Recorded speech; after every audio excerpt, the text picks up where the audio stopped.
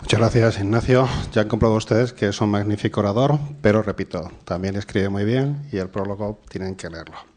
A continuación, como anunciamos anteriormente, tiene la palabra don Paco Carreño Espinosa.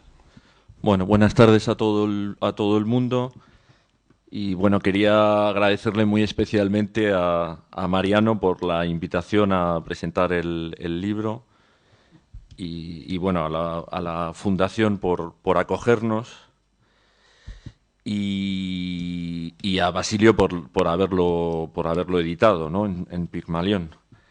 Eh, Ignacio ha hecho más o menos un recorrido, yo creo que lineal, ¿no? A lo largo del libro bueno, he reconocido así los hitos más importantes.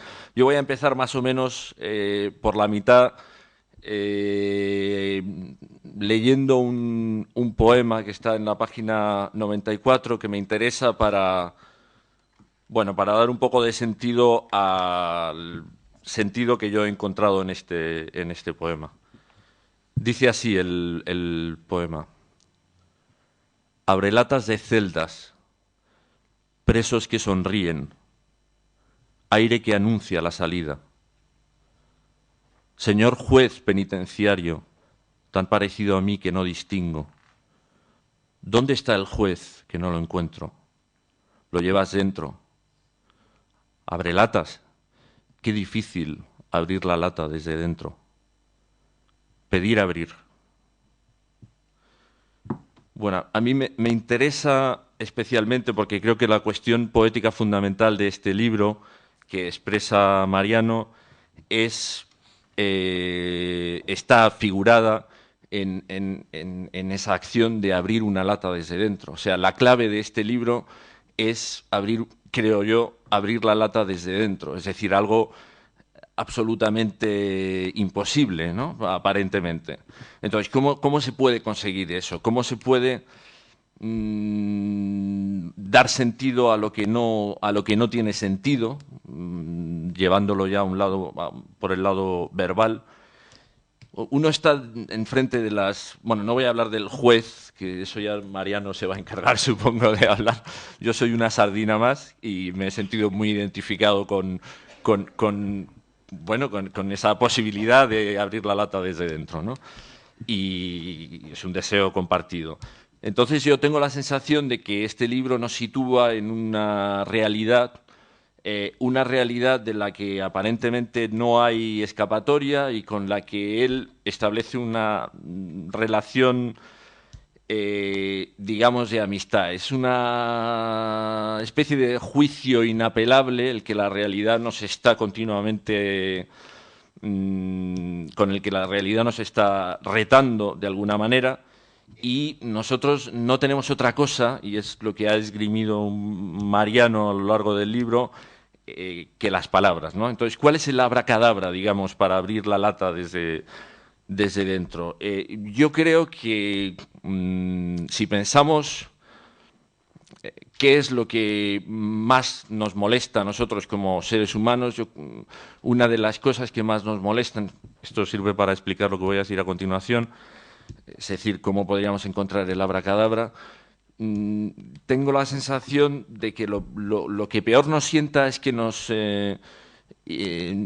nos consideren como seres únicos, como seres particulares. Vosotros, los universitarios, vosotros, los profesores, vosotros, los murcianos. Eso siempre nos ha irritado, ¿no? Siempre yo creo, tengo la sensación de que es un malestar común, valga un poco la redundancia por el tema, ¿no? Entonces, lo que hace la poesía, de alguna manera, es rescatarnos, la poesía de Mariano en este caso, rescatarnos de ese malestar de la generalidad en el que estamos incluidos continuamente a través aparentemente de la lengua y a través de una realidad filtrada por la lengua, ¿no? Lo que intenta hacer Mariano continuamente en el poema, lo que está esforzándose por hacer, pero que nosotros tenemos que culminar con nuestra lectura, es darle un nombre propio a las cosas, darle un nombre propio a la realidad, a cada cada individuo, ¿no? A cada individuo, no solo a las personas, sino también a las cosas. Y hay también una especie de giro que pasa antes por las cosas que las personas. Digamos que Mariano da primero nombre propio a las cosas y a continuación ya puede volver a tratar de tú a tú a los seres humanos. Es algo, bueno, tradicional en la literatura desde hace ya mucho tiempo, lo de darle un nombre propio a las cosas, ¿no? Por ejemplo, en los Eddas, voy a citar 4 o 5 nombres propios, ¿no? El Hrungnir se llama su palacio, Ungr, su plato, Sutr, su cuchillo, Kor, la cama. Es decir, a cada cosa otorgarle, digamos, un sentido único, no un sentido general, para salir de ese malestar que es un poco, yo creo, el malestar en el que estamos cuando estamos metidos como sardinas en una lata. En una lata quizás sea una lata lingüística, quizás sea una lata que podría tener otro sentido, pero yo he preferido darle este sentido. Bueno, no sé si estaría de acuerdo alguien, ¿no? Entonces, la poesía como ciencia de lo concreto intenta darle a cada cosa su propia ley. Esto lo enunció de alguna manera la patafísica con Alfred Jarry, que consistía en eso, en intentar darle a cada objeto una ley única, una ley propia, ¿no? Volver a la propiedad de las palabras, pero volver a la propiedad de las palabras en la poesía es también utilizar las propias palabras con un sentido único, el sentido único que tienen las palabras en este poemario y normalmente en todo poema. Ese es el esfuerzo fundamental de la poesía. Bueno, podemos estar aquí celebrando el Día Mundial de la Poesía, pero eso es, digamos que el Día Mundial de la Poesía nos hace copartícipes de una causa perdida más. Es decir, hay solo un día mundial o internacional o lo que sea de algo cuando es una causa perdida, ¿no? Eso lo sabemos todos, cuando es una causa indefendible. Claro, la poesía difícilmente se puede defender en determinadas circunstancias de seres razonables porque, ya digo, está buscando ese sentido único de la gente, ese sentido único de la realidad de cada una de las cosas, ¿no?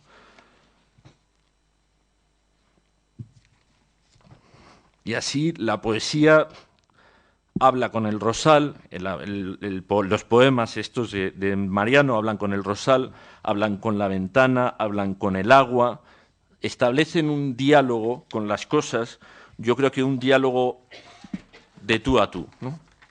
Y aquí es donde entra el tema de la verdad, ¿no? Digamos que hay un sentido único de cada cosa, un sentido único de cada palabra, pero luego aparece la deslumbrante verdad, ¿no? Y en esto coincide Mariano con la gran poesía universal. Mariano dice, la verdad, si te abres a ella de golpe, te quema. Entonces él propone caminar despacio, ir poco a poco, dejándose iluminar por esa verdad, es decir, seguramente abrir la lata poco a poco, como buen cavernícola. Y esto es algo, bueno, lo de cavernícola ahora lo explico.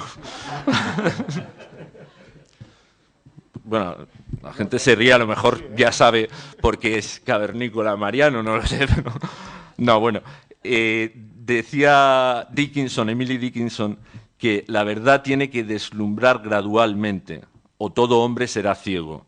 Es decir, deslumbramiento, desde luego, pero gradualmente, poco a poco. Es decir, no parar nunca, digamos, de estar deslumbrados. Y ese camino que es el hombre, ese camino que va hacia la luz, o que emana luz, es el camino de la espera, que es la palabra y que es, de alguna manera, el alba, ¿no? Y ahora viene lo de la explicación de por qué es cavernícola, ¿no? Dice en algún momento, ¿dónde está la luz de esta cueva clara? Yo creo que esto establece una relación con con Platón, evidentemente, todos estamos dentro del discurso platónico, queramos o no queramos, porque el discurso platónico es el discurso lingüístico por excelencia, es el discurso de la lengua con la realidad, y no es que no haya escapatoria, es que él ha explorado hasta el fondo de la contradicción, la relación de las palabras con la realidad, de la realidad consigo misma y de las palabras consigo mismas también, ¿no? Entonces,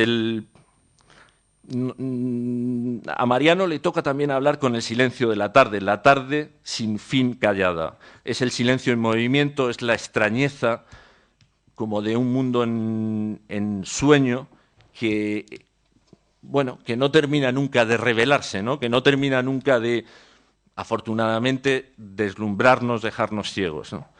Y en esta identificación, participación más bien del poeta con las cosas, yo encuentro también, como en la gran poesía que a mí me gusta, cierto animismo, ¿no? Es decir, Mariano de alguna manera se pone en el lugar de las cosas, pero no para identificarse con las cosas, sino para sentir la extrañeza de las cosas. Machado decía que un poema lo que es un acto heterogeneizante, ¿no? No es homogeneizador, es heterogeneizante, es decir, estás continuamente buscando la extrañeza, es decir, ese sentido único, para en el fondo encontrarte a ti mismo. Hay tres versos que a mí me han gustado mucho también, que dice: a 10.000 kilómetros de donde nací y tan cerca, ¿no? Es decir, en esa extrañeza, en ese estar tan lejos de mí mismo, en las cosas o en la gente o en los lugares, hace que por fin yo me encuentre conmigo mismo. Y para ello pues hay una especie de deriva ontológica. Él pasa por ser un cojín, un barco, escucha al mar que no grita, el jazmín compañero, las rosas, los frutos, las brisas, el agua que acompañan al poeta a lo largo de su camino. Y luego también hay híbridos, ¿no? Mariano se convierte de alguna manera en esas otras cosas, en esos otros seres. Es el hombre pez, es el hombre lobo.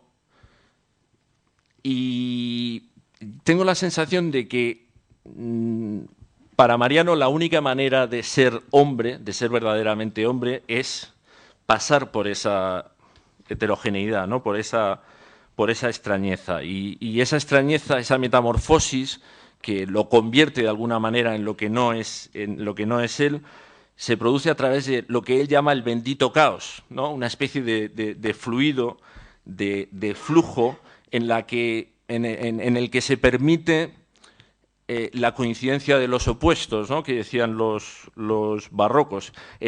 Lo que él dice, sí y no en tablas, ¿no? De alguna manera, esa especie de equilibrio que parece mentira, pero es así. Parece mentira también desde un punto de vista platónico. Y otro tema también muy interesante que aparece y que ha nombrado Ignacio, porque yo creo que también le interesa, es el tema del tiempo, pero el tiempo como eternidad. Aquí en este libro se habla de la eternidad con una frescura que supongo que a muchos escandalizará, ¿no? La eternidad, yo parto, a mí no es que no me choque, me ha gustado, pero claro, la eternidad no es, digamos, un capricho, no es una invención de la religión, no es una invención de los poetas. La eternidad es una necesidad, como beber agua, como comer, como tantas otras, ¿no? Es una necesidad absoluta. No podemos vivir si no somos eternos. Entonces, en este libro hay esa búsqueda de la eternidad, y hay versos como esa eternidad amasada en el instante, o la eternidad que entra hasta los huesos, ¿no? Entonces, esa eternidad tiene que ver con el camino, con ese lento deslumbramiento por el que vamos avanzando en nuestro intento de nombrar el abracadabra que nos hace ser una sardina única bajo el resquicio de la lata que se va abriendo poco a poco, ¿no? Y esa sensación de la inauguración, que es también otro de los grandes temas de la poesía, ¿no? Es decir, la poesía hace que todo empiece de nuevo, al ser las cosas únicas, la luz nueva, según Mariano, en tus ojos que también vuelven a vivir, ¿no? Es decir, no terminar. Y también hay una especie de postergación infinita del fin. Una especie de no querer nunca dejar que nazcamos, no querer salir a la luz. Del armario iba a decir, pero bueno, no, de la lata, vamos. No querer salir de la lata. Del todo, ¿no? Estar ahí como en tu propia salsa, viendo esas grietas que tú has organizado con las palabras. Y para terminar, me gustaría destacar e invitar a compartir a todos los lectores, bueno, presentes o próximos de este libro, a compartir el cultivo que en este libro se propone de los defectos, de los errores. Eso que de alguna manera da luz por sí mismo, ¿no? Hay algunos minerales que gracias a que tienen arsénico en su estructura, pues producen una fosforescencia, ¿no? Una luz, una luminosidad. Entonces, lo que hace Mariano también es buscar lo que hay de arsénico en sí mismo para intentar dar luz. Es algo que comparte también con gente como Beethoven, ¿no? Que decía, después de uno de es muy bueno, vamos, de uno de sus últimos cuartetos, decía, no guardes el secreto de tu sordera, ni siquiera en tu arte. Pues yo creo que de alguna manera Mariano, desde el principio hasta el final, está buscando esa explotación de los propios efectos, ¿no? Es decir, llevar hasta las últimas consecuencias tus defectos, que son de alguna manera también tu ser único, ¿no? Dice, no te atragantes, dice Mariano, no te atragantes tu posibilidad frustrada. La nariz rota tiene más suerte que la pared. Y ese cultivo de los defectos, en el fondo, es el que nos hace hombres, ¿no? De alguna manera, un niño es un ser incompleto, es un hombre incompleto, es un hombre defectuoso, y si no se ha pasado por ahí, si no se ha pasado por esa especie de impotencia, yo creo que no se adquiere la humanidad en el pleno sentido de la palabra, incluso poniéndome ambicioso del derecho, ¿no? a ser hombre. Decía Hölderlin que el hombre es un dios en cuanto es hombre. Y es así, o sea, la única divinidad posible del hombre pasa por la